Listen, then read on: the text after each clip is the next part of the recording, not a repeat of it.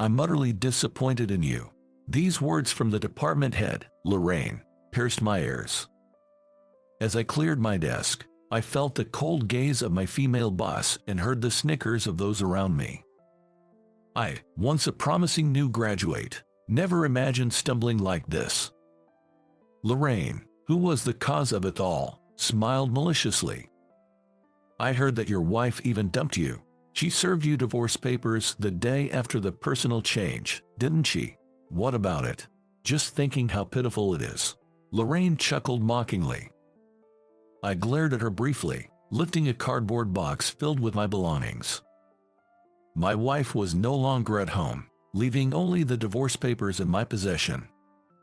She took all the furniture with her, and even our savings. I guess it was the sign of my failure as a husband. My transfer to a rural backwater was due to harassment from my new female boss.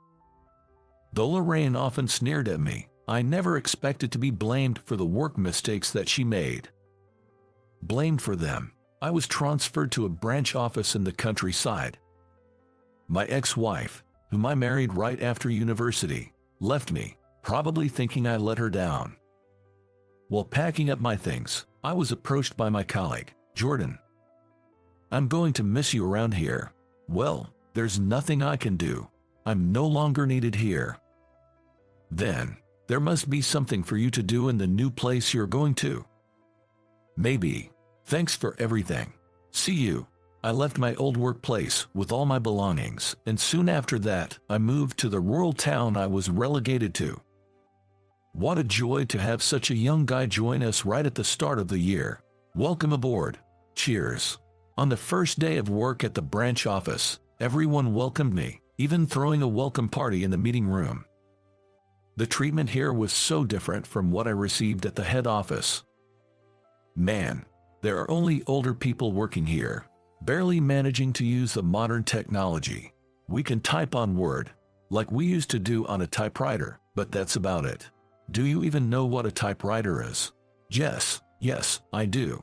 Now you can show us how to use these new phones too. Taking photos and videos, sending emails. I'd love to learn about apps too. As we were talking over drinks, I couldn't help thinking, seriously. Indeed, there were hardly any young people living in this remote town, and I was surprised to find most employees at this branch office were rehired retirees. It's nice to be employed at this age, but we're not tech-savvy. We're having trouble using computers, and there's no one to teach us how to use them. That's right, we can't even use Excel. We still work with pen and paper, so whatever we do, it just takes a long time. We can find anyone with computer skills, even if we advertise for a part-time job. I see. I wondered if I could really make it in a place like this. Although I was feeling uneasy about working at this branch office, I had no choice but began working, welcomed by everyone. The next day, I found myself teaching computer basics to seniors at work. Let's see. First, basic chart creation in Excel, and perhaps the function used in the advanced course. I printed out meticulously formatted manuals on A4 papers for everyone. By using the manuals, I hoped to prevent the situation where they would start saying, "Oh, I asked about this before, but I forgot." The elderly staff here were forgetful, but eager to learn by taking notes. I made the manuals as clear as possible, with large diagrams and illustrations. The old computers at the company were a challenge too. I negotiated with the headquarters to arrange newer computers through a rental service. There shouldn't be any more excuses for not being able to do office work due to Excel issues. I'm just curious, since nobody knew how to use Excel. Who was handling the office work before I came here? Puzzled, I asked my colleague, Henry, about it. It was Emma. She's the daughter of Max, who lives nearby. She got a job in a city after graduating from college, but the company she was working for went bankrupt due to the recession. She couldn't find another job, so she came back home. She worked here for a while as an office clerk, but then she had to quit due to some family issues. Well, with what happened, it couldn't be helped. What happened? It's nothing. Without saying anything further, Henry returned to his desk. Why did she quit when there was no other work in this town? What could have happened? For a long time, I was wondering about this girl named Emma. Some time had passed. Then on one weekend, the weather suddenly changed. One minute it was sunny, and the next we had a downpour. I couldn't even handle laundry outside. I was thinking, looking out the window, when someone visited the old house I was renting. I hurried to the door as the doorbell rang repeatedly, and there stood a woman, drenched in the rain. "Hi, what happened? You're soaking wet. What's going on?" I couldn't help but ask the woman. "Hi, sorry to bother you. My father has gone missing. Have you seen an elderly man in his pajamas around here?" "No, I haven't seen anyone." Hearing that, she looked down and said, "I see." I handed her a towel and asked, "Your father is missing." She nodded silently to my question. "Have you contacted the police?" "Yes, I have. They're searching for him as we speak." As if on cue, the public address system announced a missing elderly man. The missing person is Max Saran, 58 years old, of medium build. "Wait, Max. Are you Emma?" "Yes, that's me." I was surprised. The woman in front of me was Emma, the one Henry mentioned the other day at the office, the former employee of our company. The missing person was her father. Then I explained to her that I was working at the company where Emma used to work. She seemed a bit relieved and started to share her story. She told me about her father's dementia and the need for care, which led her to quit her job, that it was not easy to make ends meet, but somehow she was managing with the government support and her little savings. But lately, my father started wandering off frequently, and I can't deal with it on my own anymore. "I see. I've talked to his care manager about placing my father in a care facility." With a sigh, she continued, "But I'm not sure if it's the right thing to do, putting him in a care facility. I feel guilty, especially after he supported me through college. Maybe I should continue taking care of him myself." Tears welled up in her eyes. She must have been thinking about this alone for quite some time. "I see. That must be really tough. Thank you for sharing this with me." "Oh, I should be going now.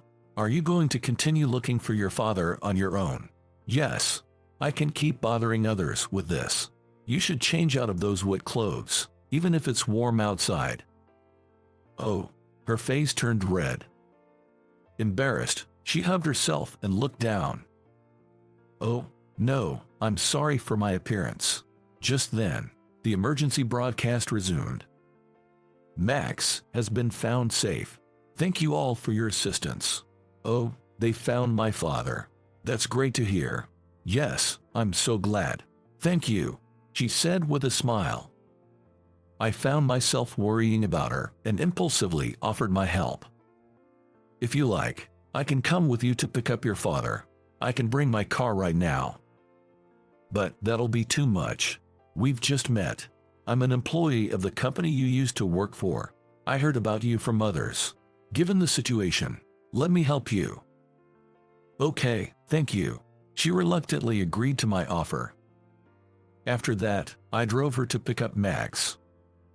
Exhausted, Max was sound asleep in the hospital bed. He had been found with a bruised hip and was scheduled to get some tests done the next day. For precaution, he was admitted to the hospital. I ended up driving him home. It must be really tough, taking care of your father all by yourself. Not at all. It's something everyone does. During the drive, we talked a lot. She seemed anxious about her future, as she was unable to work but had to care for her father.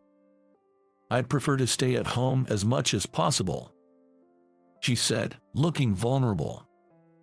Hearing her story, I came up with a suggestion. "But I'm not sure if I can manage it. I'm already overwhelmed with my father's care. It might be better to consider placing your father in a care facility sooner. What if something like today happens again and he's not found?" "That's true, but at least in a care facility, the risk of him wandering off would be significantly reduced. I know. I'll think about it. Thank you for your advice. I might have been interfering, but I thought something needed to be done for her before it was too late. Shortly thereafter, I decided to bring up a matter at the company. I made a suggestion to the company that some of the computer-based tasks should be outsourced. The proposed contractor was Emma. I'm anxious about balancing work from home and caregiving, but I'll give it a try. Having some income will make life a bit easier as well. I agree. I'll do my best. The company quickly approved the proposal, and Emma began assisting with our office work. She also started searching for a care facility to take in her father. Continuing caregiving without a job was financially challenging, and to avoid repeating her father's missing incidents, it seemed necessary to find a facility for him. I'll miss living with my father, but I've realized it's selfish of me to keep him at home, she said with a wistful smile. Some time later, a place for her father in a facility was secured. Located next to the hospital in town, it provided reassurance of immediate medical care if needed. Emma told me about this with a smile. Hearing this, I said to her, "That's great. Your work is highly praised at the company. Now, would you consider coming back to the office to work with us? There's no need for you to work from home anymore. Teaching everyone about computers is quite a task for me." Laughing, I made my offer, and she responded with surprise, "Really? Is that okay?" "Yes, in fact, the company is keen on rehiring you. What do you think?" "Yes, I would love to accept that offer," she answered enthusiastically. No, thank you for joining our team again," I said in return. Emma was rehired and returned to our company. "Looking forward to working with you again, Emma. We're so relieved to have you back. With a young presence, the workplace will be livelier." "I'll do my best again." Seeing her sparkling smile, I felt a flutter of excitement. Initially, I wasn't sure if I could make it in this rural town, but I've started feeling that I would be fine. I suddenly remembered what my old colleague, Jordan, said to me before I came here. "There must be something for you to do." Yes, there must be something for me to do here. Feeling a sense of destiny, I resolved to give my best in this town from now on. She managed to get into our company despite disappearing right after high school. Didn't even go to college, and now you're just a temp. That's laughable. I unexpectedly ran into a classmate from high school at my new workplace, someone I had cut ties with due to their disdainful attitude towards me. Although I didn't attend college due to certain circumstances, she seems to be under the mistaken belief that I am just a temporary employee. Then, with a wicked smile, she said, "I'll take extra good care of you starting today," so I decided to respond with a smile as well. "No, that's my line." Saying that, I watched as my classmate fell into despair. "My name is Alex. I must admit, my family is quite wealthy. My father runs a company, and my mother is a homemaker. Being an only child, my parents spared no expense in my education, sending me to private schools and elementary school. I was often the leader in my classes, probably because I was decent in both academics and sports. I attended a prestigious K-12 school, so naturally, I progressed to its middle school. In middle school, I continued to play a leading role in class and even served as the class rep. Thanks to my parents' support, I maintained top grades and enjoyed a fun school life with friends from my elementary days. Then, one day, a new student transferred into my class. I'm Elizabeth. I was living in France until last month, so speaking English is still a bit difficult for me. Nice to meet you." Elizabeth, a returnee from France with a French father and American mother, was undeniably beautiful, instantly becoming the center of attention in the class. The class was buzzing with excitement. "Elizabeth, your seat will be next to Alex. He's the class rep, so if you have any trouble, Feel free to ask him for help, said our teacher, Mr. Miller. Realizing I was being handed all the responsibilities, I jokingly said, Mr. Miller, isn't this a bit of a dump on me? Alex, as the class rep, is more approachable for someone your age. All right, let's start the morning meeting. Elizabeth, please take your seat, he replied. Elizabeth sat down next to me. Nice to meet you, I greeted her. Nice to meet you too, she replied, making me smile. Elizabeth was incredibly beautiful. Her uniqueness, coming from France to this private middle school, quickly made her the center of attention in our class and popular throughout the grade. I think her innocent and adorable personality was one of the reasons for her popularity. Moreover, Elizabeth's English, slightly awkward due to recent stay in France, ended up being considered adorable and further increased her popularity. Moreover, Elizabeth and I turned out to be neighbors. I had noticed a moving truck in front of the long vacant house next door and remembered my mom saying, "The Martins moved in next door." When I first heard Elizabeth's name, I thought, Martin is a common surname, never imagining she'd be my classmate. I discovered she was my neighbor purely by chance, encountering her as we both left for school one morning. Since we were classmates, avoiding her would be strange, so I decided to speak up. Good morning. Autumn, good morning. Why are you here? I live in the house next door. You're my neighbor. Jer, seems like it. Want to walk to school together? Jess, let's go. It turns out that while Elizabeth often spoke English with her mother at home in France, she still found French easier to speak. Alex, how do you say this in English? It's flower, which means fleur in French. Flower, got it. Haha, the native pronunciation is really different, isn't it? English is difficult. There's no other way but to get used to it. Let's talk a lot like this. Sure, Elizabeth replied energetically, and we laughed together. Soon after we started walking to school together, we were teased, "Are you two dating already?" I responded, "We just happen to live next door. Besides, I'm her mentor here." Then everyone in the class seemed to accept it, saying, "Well, that makes sense." That's how we naturally started walking to and from school together. During our walks, I would teach Elizabeth English, and she would teach me French. Her French lessons were easy to understand, and she said, "Alex's English lessons are really clear." Thanks to this, my French improved significantly, and my grades in French rose as well. Gradually, Elizabeth's English also became more fluent. In no time, we were in our third year of middle school, and it was time to think about our future paths. Our school was a K-12 institution, so we could continue to high school and college without changing schools. However, wanting to experience the outside world, I decided to attend a different high school. After discussing with my parents and getting their approval, and with encouraging words from Mr. Miller like, "With your grades, you'll be fine," I passed the entrance exam for the top high school in the county.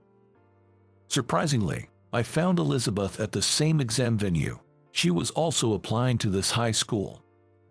"Why are you here, Elizabeth?" I asked. "I thought I'd try applying to an external school," she said with a smile. Elizabeth also passed, and we both entered the same high school that fall. In high school, Elizabeth's beauty, accentuated by her mixed heritage, became even more pronounced. She was popular, academically excellent, and always in the spotlight. Right from the start, she was entered into the school's beauty contest held during the fall festival, without her knowledge. Seeing how popular she had become, she started to seem like a distant celebrity on TV to me. It's strange, we used to sit next to each other in class and live next door. As for me, being from the same middle school as Elizabeth, I was constantly asked for her contact information, to pass on letters, and to help set up meetings with her by other guys, which I try my best to avoid. Initially, we went to high school together, just like in middle school. But as Elizabeth became busy with her duties as class rep and started going to school with other friends, we gradually grew apart. Well, I made my own friends too, so perhaps it was a natural divergence of social circles. I felt a bit lonely but thought it was probably for the best since things couldn't stay the same as in middle school. Although we had grown apart, we still greeted each other normally and talked occasionally. We had settled into a relationship of just classmates. After starting part-time work in high school, I made friends with classmates from other schools and enjoyed expanding my world outside of school.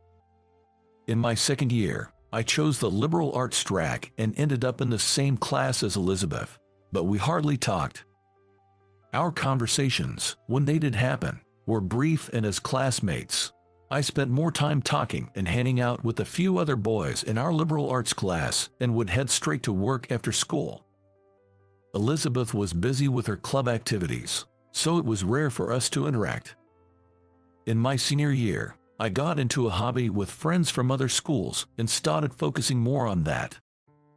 I'd rather be doing this than going to school, but I have to attend. Honestly, I had started neglecting school, attending only in name and often just sleeping for everything but the lessons. I would sometimes fall asleep even during class, earning scoldings from my teachers. Then, one day, Elizabeth, as the class rep, suddenly asked me, "Alex, what are you doing at such a crucial time in your senior year?"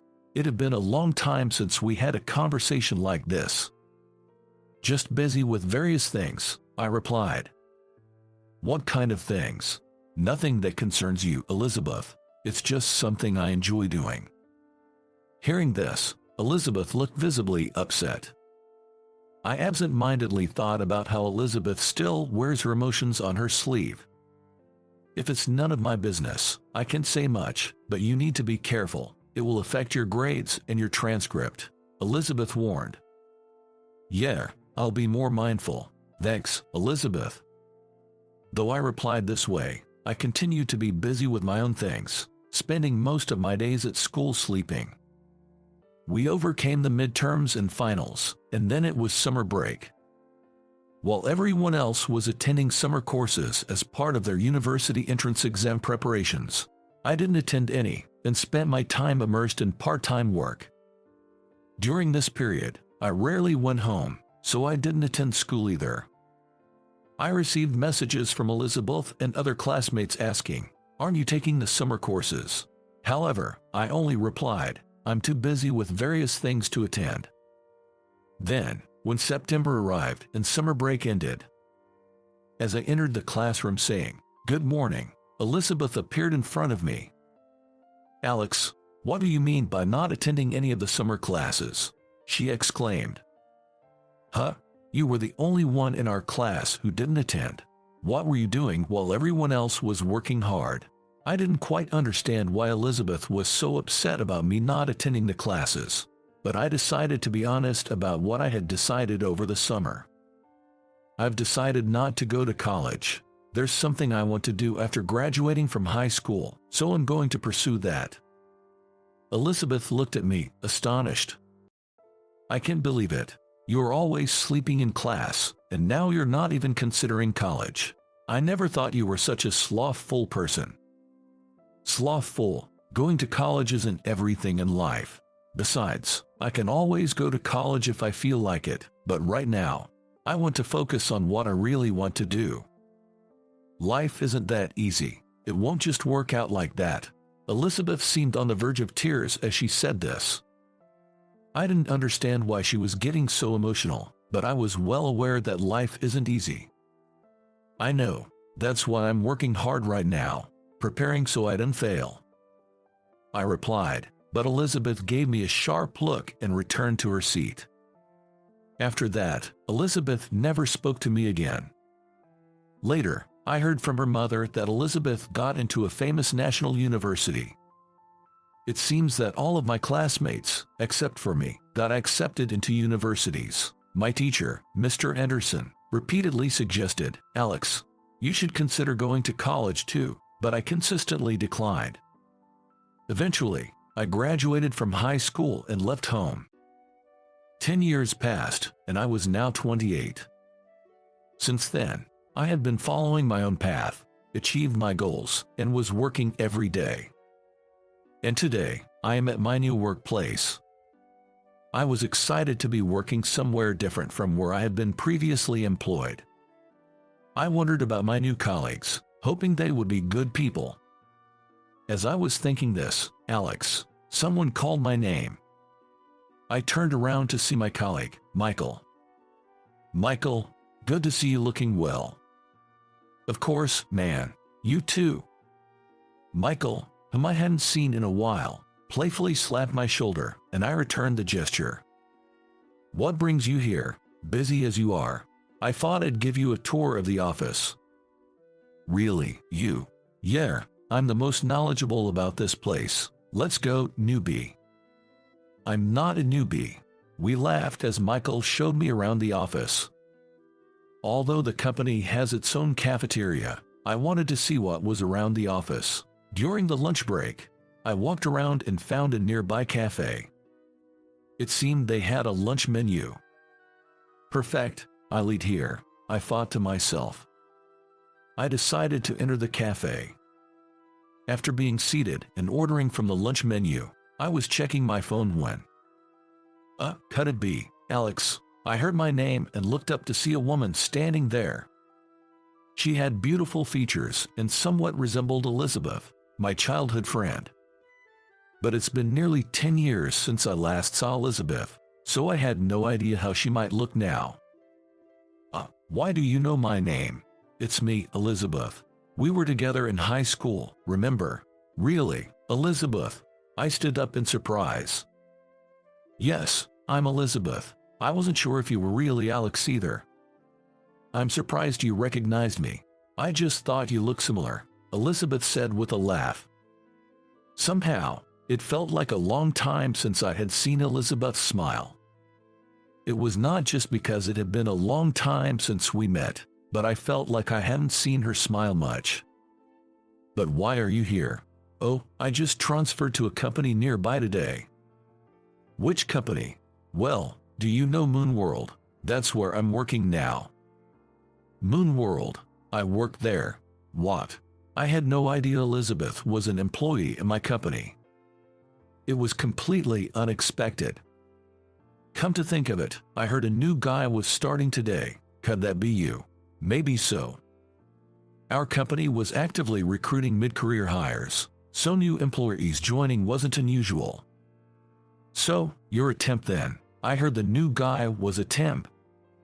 Temp me. Elizabeth looked down on me as if she had made some conclusion.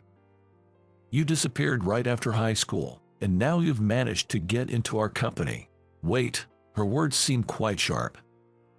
So, you didn't go to college, and now you're just a temp. That's laughable.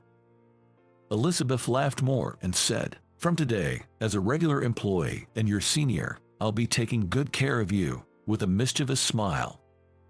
No, that would be my line. I replied to Elizabeth with a smile. What? Sorry, but I'm actually your boss. I'm not a temp. I'm the vice president of Moon World.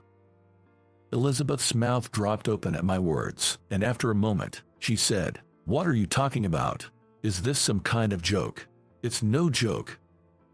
I pulled out my business card and handed it to a still stunned Elizabeth. It read, Alex Carter, Vice President, Moon World Corporation. This must be fake. There's no way. Is this some kind of fabrication? Elizabeth was frantically examining the business card, flipping it over and holding it up to the light. I mean, there's no reason for me to fabricate such a business card. She still couldn't believe it. No, it's true, I said. Just then, I heard, Hey, Alex.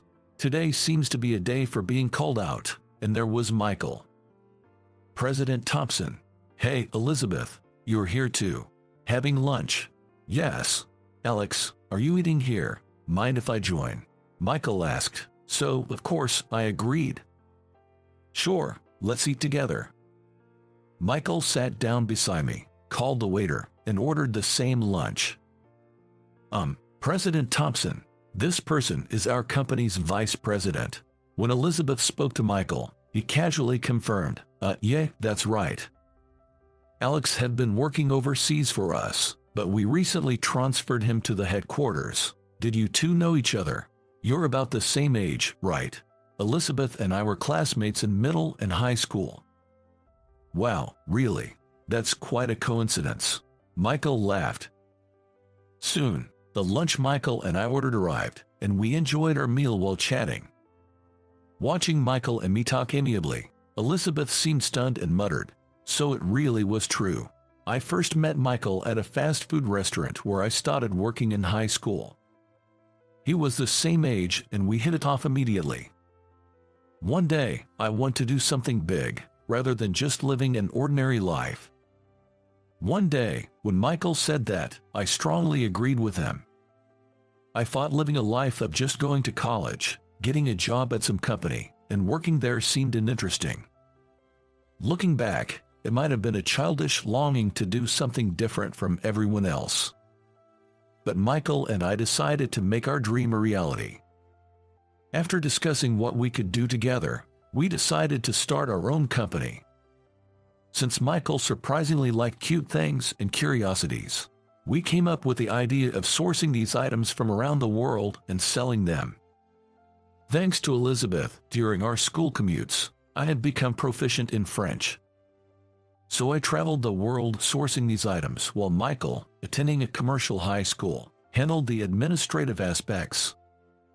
Neglecting high school, we prepared for our venture with advice from my father, who ran his own company. As our high school graduation approached, we finalized our preparations, and soon after, Michael and I co-founded our company. I traveled back and forth between US and abroad, collecting goods, while Michael sold them online and in stores.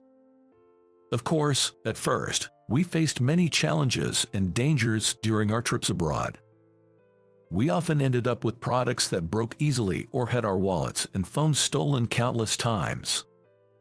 Together, Michael and I overcame these obstacles, and gradually, our company's transactions increased, leading to its successful expansion. We were able to grow our workforce and have brought the company to where it is today. Now, we have branches in both US and overseas, and until recently, I was at our overseas branch. But Michael, the president, said, "Isn't it about time you come back to US?" As a successful young president, Michael was often interviewed by magazines, and he would always talk about me, his co-founder. Since I was abroad, explaining my absence became a hassle for him. Michael suggested we do the interview together. It'd be less of a hassle, but I was starting to miss home and wanted to return to US. So I handed over the overseas branch to someone else and made my way back. Getting used to the work in US, I was relaxing at a cafe near the office after work. As I sighed and took a moment to relax, there was Elizabeth again. She stood beside me, looking like she had something she wanted to say. "Hey, Elizabeth, what's up?" I wanted to apologize to Alex. "For what?" "Have a seat first," I said, inviting her to sit down, and quickly ordered a drink for her. "I'm sorry about the other day. I mistakenly thought you were a temp and made fun of her high school graduation status. Don't worry about it. It was my fault for causing the misunderstanding." The next day, a new temp named Robert actually joined the company, so it was understandable for Elizabeth to be confused. And in high school, I said you were a slothful person without really knowing anything about you. "Oh, did you say that? Now that I can say it, I've always liked you, Alex." "What, really?" I was genuinely surprised by Elizabeth's sudden confession. "I was happy when you were kind to me after I transferred, and I really enjoyed walking to and from school with you. That's why I followed you to the same high school, but we started drifting apart, right? In our second year, when we were in the same class, I thought we could get closer again. But you were always sleeping in school, and we hardly talked. It felt like you drifted away, and I felt somewhat betrayed. It was all my selfish feelings, though." So Elizabeth felt the same way back then. "I thought maybe if we went to the same university, we could spend time together again. But then you said you weren't going to college, and I got really upset. That's why I said life isn't easy and called you slothful. I regret it now." Elizabeth's voice turned formal towards the end, making me laugh. "And even though you were always sleeping in school, you were always at the top of the class, which I thought. I made sure to stay awake in class in high school, and I didn't want to get scolded for bad grades. Despite how it looks, I did study on my own. My parents said I could do whatever I wanted as long as I graduated from high school, so I kept my grades at least at a minimum level." I reminisced. Those days were tough, juggling startup preparations, studies, and part-time work. But they were fulfilling. High school teachers don't say much as long as your grades are good. Yeah, but they kept asking me to go to college. Of course, they would. A top student not going to college would be a big deal for a prestigious school. "Actually, Mr. Anderson even asked me to persuade you to go to college," Elizabeth said. "Mr. Anderson asked you too. He must have been really desperate." Elizabeth and I then had a lively conversation, filling in the time we missed talking to each other in high school.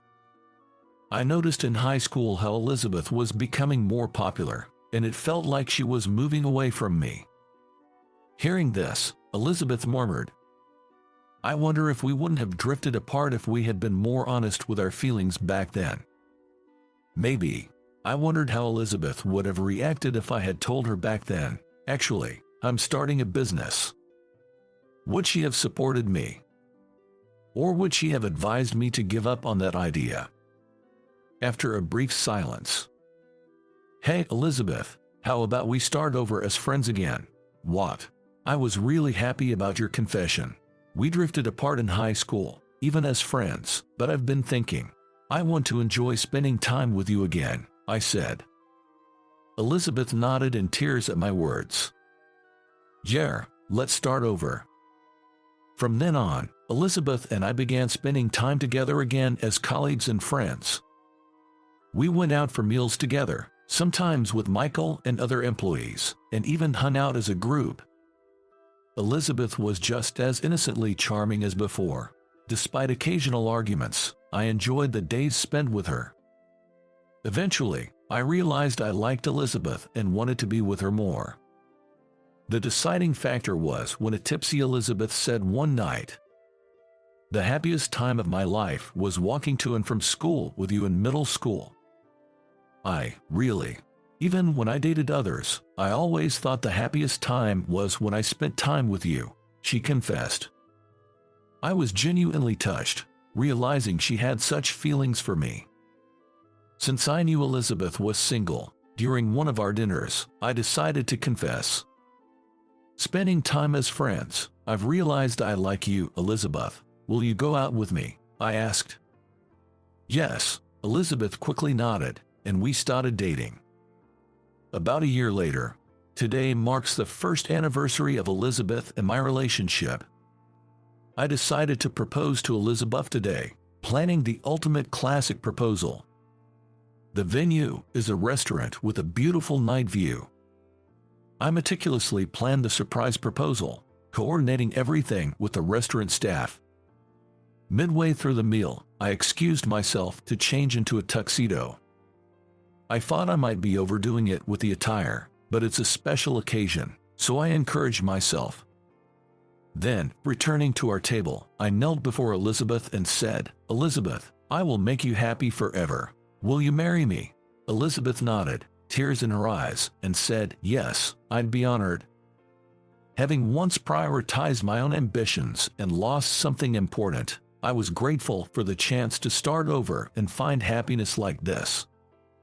Moving forward, I want to make spending time with Elizabeth my top priority.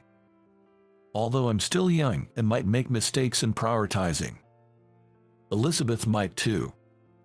This time, we intend to avoid drifting apart, openly sharing our thoughts and walking for life together.